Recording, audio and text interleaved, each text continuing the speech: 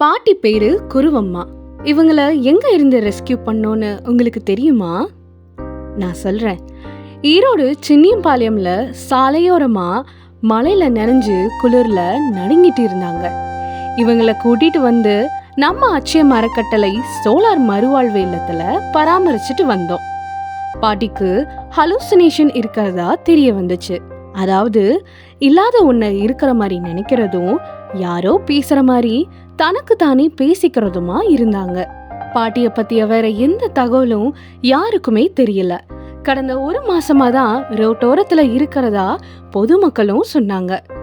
இன்னொரு பக்கம் பாட்டிய காணோம்னு அவங்க பொண்ணு பல இடத்துல தேடிட்டு இருந்திருக்காங்க. அப்படி அவங்க தேடி வந்த இடம்தான் நம்ம அச்சயம் ஹோம்.